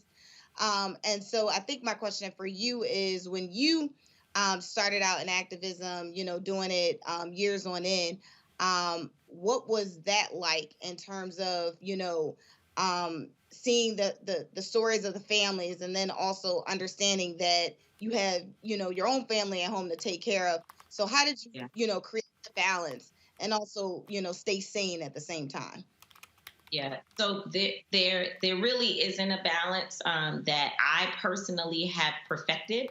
I'm still a work in progress. I think, a piece of it is I'm traveling right now. I had my son, who's 22 years old, to fly in for a few days to be with me, and I'm, and I try in those ways of just trying to include him in my work and give him different responsibilities and ways that he and I can connect. I obviously FaceTime is the best thing that they ever created, because I can talk to my mom. I can be, still connected to my dad and my sister and my family members. And so in a lot of ways, technology has helped, but the balance is it's not exactly as it should be. And how can it be? I could be in the process today of preparing to go to a graduation, a birthday party, or just to get some rest, to kick my feet up. And something happens that requires immediate attention, and we have to just go. We have to shift. We have to shift resources. We don't always have the money, but we find it. We find find it along our way because we have so many supporters who stand with us. And you mentioned, this idea of explaining ourselves over and over again. I have to be very, very clear. I have thrown away the idea of trying to explain to certain people every day, because if I did that, I would never get a chance to do my work, because they come up with something all the time. They make little short clips of things that you say so that they can use it as a aha gotcha moment. They work really hard at trying to discredit other people who are out there doing work. So that's an actual job, and it's not my job. So I can't focus on responding to it. But if you do see me or hear me making a statement, it is because I want to talk to those people who are with me, those people who want to be connected, and they just want to understand what's happening and what's your position on these issues, so that they can, one, become warriors to go out there and speak on my behalf, to help us to continue the movement, and also to spread truthful information rather than allowing some people to try to drown out our work with false narratives. Avis, your question, Tamika Mallory. Hi there, Tamika. It's wonderful to see you. And once again, congratulations on your book. Well deserved for all the accolades that you're getting and will get as it continues to be rolled out. I have a question for you because, I know that you're not new to this, you're true to this, as they would say, right? This is not something that is just a fly-by-night interest of yours. You've been doing this work literally all of your life.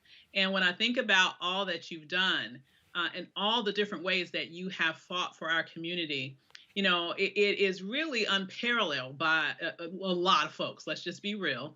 However, I believe that as a Black woman, the strength of your leadership is not properly acknowledged. I believe that if it was a man who has the very same resume that you have, you would be given an even greater sort of platform and stature and just acknowledgement for the full-fledged excellent leader that you are. So my question to you is, what do you see as a way that you can, as a Black woman, I know that you're going to do the work regardless, but is there any way that you think that we as a society can do a better job of really acknowledging the power of Black leadership when it comes in the frame of a powerful Black woman?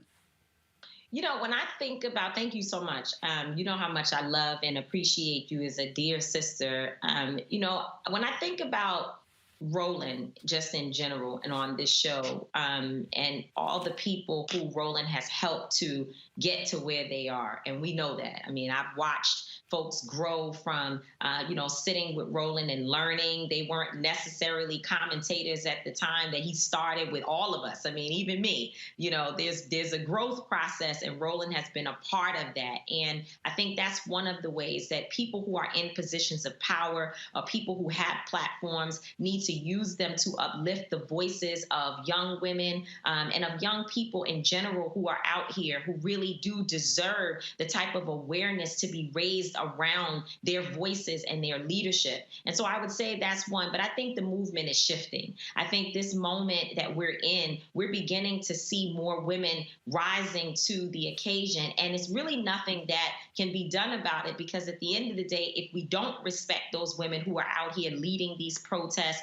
these women who are organizing on behalf of women and men, if we don't respect the voices of Black trans folks who are also organizing in a movement to protect those people who are being killed unjustly. And we know that there are some folks in our community that don't understand it. And so we are all in an education process. We're learning together, and we're learning about the power of Black women. And I think I'm glad to be a part of the generation that will make sure that the voices of Black women do not go unnoticed. And I think that's happening whether people like it or not. So they might as well just join. What do they say? If you can't beat us, just join us. Julianne, your question. Hey, Tamika, how you doing? It's good to see you. We go back a little ways, and I want to go back a little ways in asking my question. I know that you say you don't want to revisit the past and explain yourself, but I'm thinking about the Women's March and the challenges of intersectionality, about the ways that we as various women work together. I think that women of color often do a lot better than when we're working with the melanin deficient. if you know what I mean.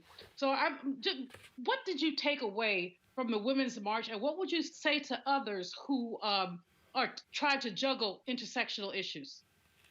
So first of all, thank you, Dr. Malvo, for standing with us during that time. You were a true warrior, and you helped us to articulate what we were feeling by writing such detailed and informative pieces that really describes the experience of Black and Brown people when they are in spaces with white women.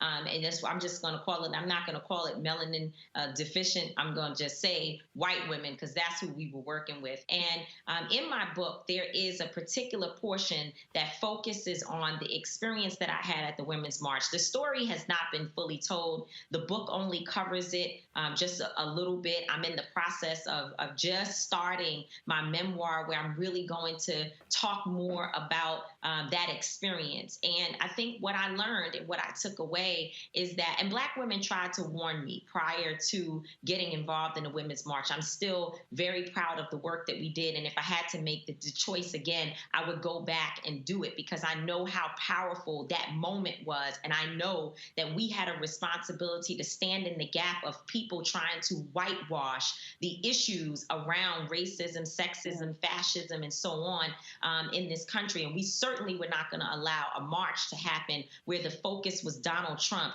as if he was the beginning and end of the many years of challenges and oppression, particularly that people of color have faced. And so I'm proud of that work. But I did learn a very, very painful lesson about when Black folks and Black women specifically are in close proximity to white women on a consistent basis, how much harm can be done.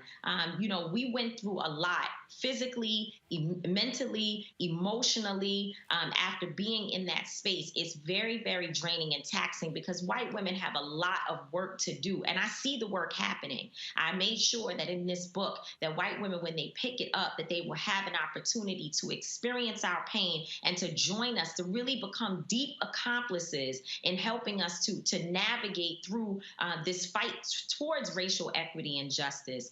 But there is so much work to be done with mothers and aunties and sisters within the white women community. They have a lot of work to do to deal with the biases and the blind spots that they have that cause them to harm other individuals who they claim to be helping.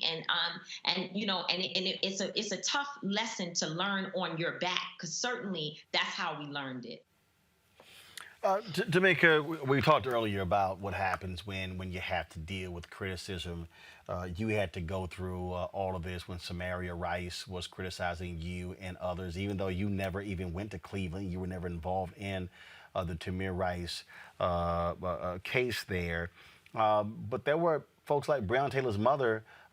People were demanding that you address the issue, but there were people like Breonna Taylor's mother who came forward and said, no, hold up, wait a minute. We made clear we wanted Tamika involved. And talk about, you know, again, having to go through that and having to deal with those attacks when you had nothing to even do with the Tamir Rice case. So, you know, I recognize the trauma, Roland, and I also understand that white supremacy is causing us to be at one another versus using all the smoke, as they say, to fight the systems that are in place to oppress our people and our communities. And so I understand that there is trauma. Anytime you lose a child and feel like people are sort of moving forward in life and your situation has not been addressed, you have not received justice, I can get why there would be pain, why there would be trauma. And I also understand that oftentimes we lash out at people who we see in visible positions and feel like they ought to do more. And to be quite honest, I've said it and I will continue to say that all of us, every single one of us fails Miss Rice and her family, because anytime a child is killed, we ought to turn this country inside out and upside down until justice is served. And I don't believe that she feels that we did that in the ways in which we should have or could have. I was younger in the movement at that time. And as you said, I'd never actually traveled to Cleveland. I've never been one to talk about the Tamir Rice case, other than, there may have been moments in my, where you're sort of calling the rolls, but that's not something that I have ever done. And so I understand the frustration, but I also just ask people, because I did get the calls. And of course it hurts when you hear someone who doesn't know you, who's never met you, speaking of you in such a way. And so I did, to get the calls from individuals who were like, well, what's happening? People had some impression that I must have done something or been working with her. Maybe there was a misunderstanding. And when I explained that I had not actually been in any relationship to that case and that situation, it provided a little bit of clarity about the trauma. But I encouraged everyone to speak to the families that I've actually worked with, speak to the people that for 25 years of my life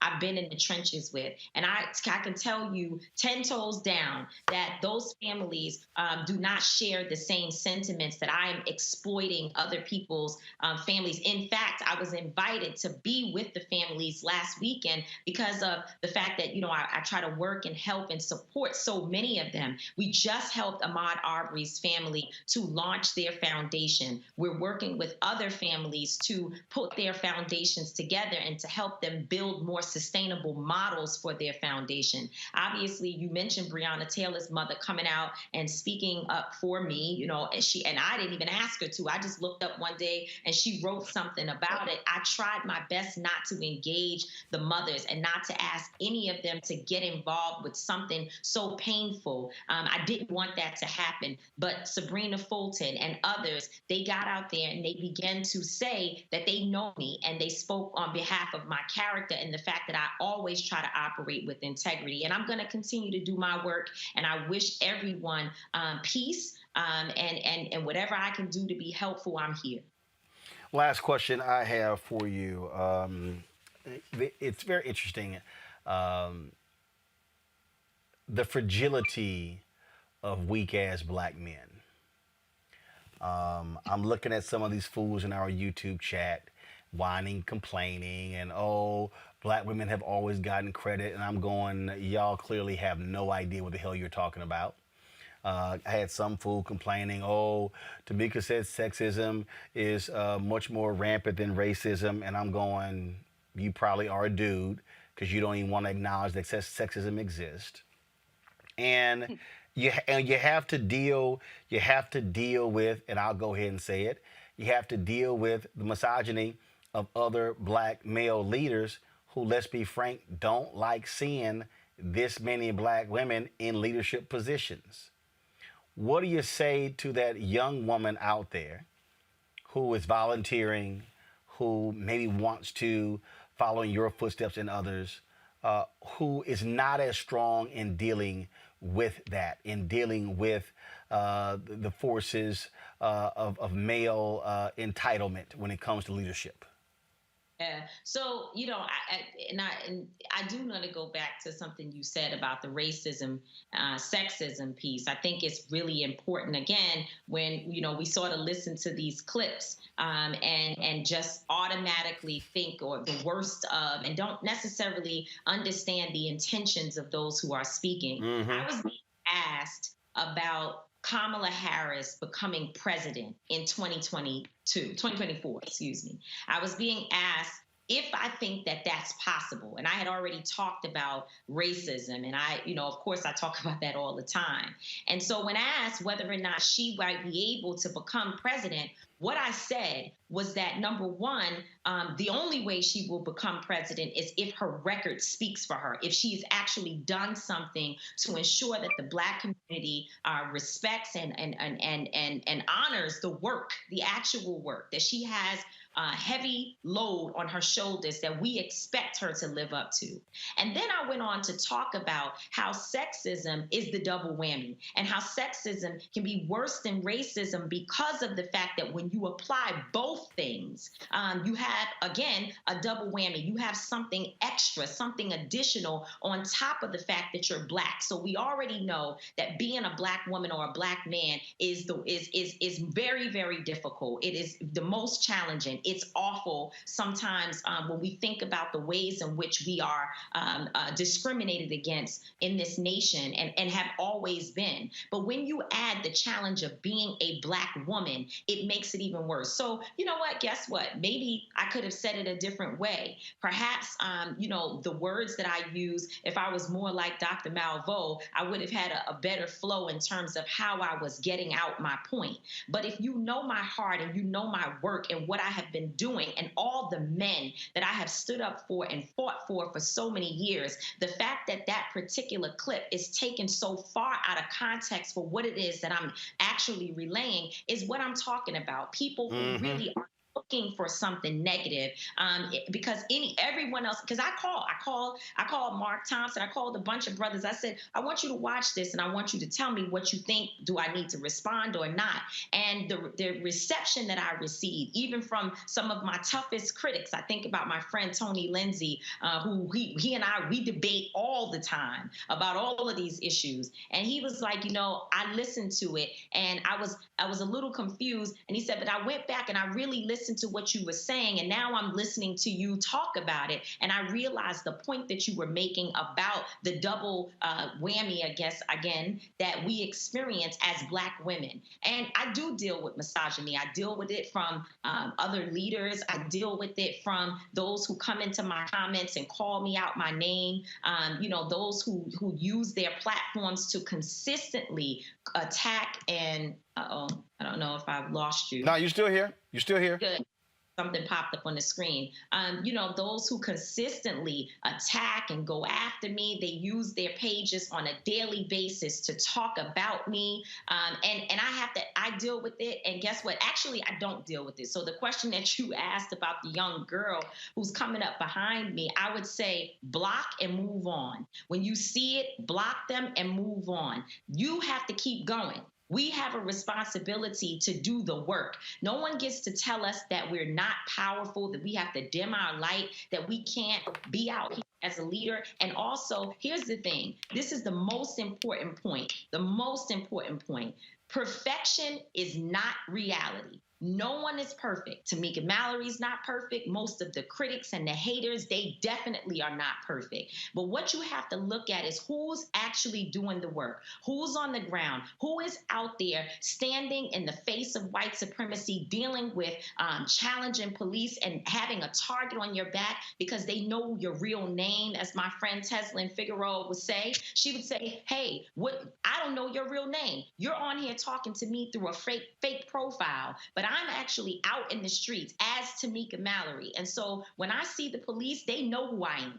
They know exactly who I am. And I have been targeted in this movement. And so I have to stay focused and keep going. Don't go back. Don't look back.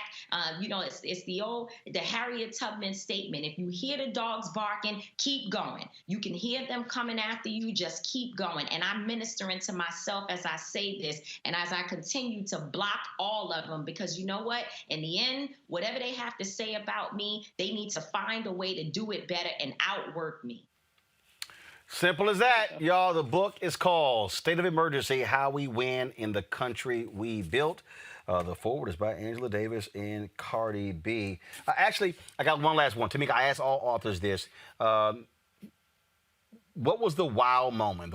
When you were writing this book, the wow moment that caused you to go, oh my God, it's unbelievable. It could have been something you remembered. It could have been something that came about. Was there a wow moment for you? Let's see. It was so many. I think, first of all, the fact that I was like, that I had all of the chapters outlined was a wow moment, because it's a real job to actually sit down and do the work.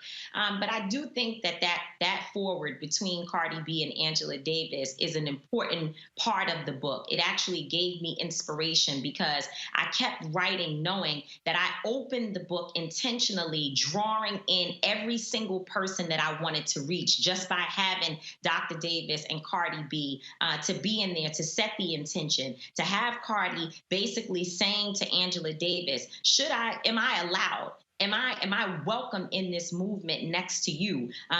Is there space for me? And to have Angela Davis take the time to sit and respond to Cardi, I know that gives a point of entry for Keisha, who maybe she has 2 jobs, 2 kids, and she might be a stripper at night. It has a space for Ray Ray, who might be on a street corner today, but because of what he found in this book, he realizes that there's a place for him in the movement. I wanted it to reach the doctor, reach the lawyer, reach the bus driver. I wanted everyone to find themselves in this book, and I think that the intention that was set with the forward helps to be able to do that. All right, then. Again, folks, State of Emergency, How We Win in the Country We Built by Tamika Mallory. Tamika, always good to see you. Get some rest, keep swinging, and tell the haters to go to hell. Love you, Roland. You tell them for me. You know I will. I appreciate it, Tamika. Love you, darling. Thanks a lot. Folks, that is it for us. I want to thank Julian as well as Avis. I want to thank Teresa as well, our panelists, for joining us on today. I appreciate them joining with us. Folks, if y'all want to support what we do, please do so by joining our Bring the Funk fan club. Every dollar you give goes to support this show and what we do. Every single dollar. We next week are going to be traveling to Fort Worth, Texas to be with Deborah Peoples, a black woman who is running for mayor. It's going to be May 26th. And so we're looking forward to being there with the pastor there. We're going to have a drive-in rally. We're going to broadcast our show. Looking forward to that. Then we're going to February 27th. We're going to be in Tulsa, Oklahoma for the 100th commemoration of the Tulsa race riots, broadcasting and live streaming from there as well. And so a lot of different things we got coming up. We want you to support us in what we do. Our goal is to get 20,000 of our fans contributing at least $50 each over the course of a year. That's $4.19 a month, 13 cents a day to support what we do. Cash App, $RM Unfiltered, PayPal.me/R Martin Unfiltered, Venmo.com/RM Unfiltered. Zelle is Roland at RolandSMartin.com, Roland at RolandMartinUnfiltered.com. Folks, we are again, making it happen, and so we certainly appreciate your support. Let me shout out to the folks at Black Brilliance for sending me this shirt, this black and gold Black Brilliance shirt. The one I had before is black and white, so I appreciate them sending this to me in my alpha colors. All right, folks, that is it for me. I shall see you guys tomorrow right here on Roland Martin Unfiltered. Don't forget, you can watch our previous content. Simply go to our YouTube channel, youtube.com/Roland S. Martin. All right, y'all take care. Holla!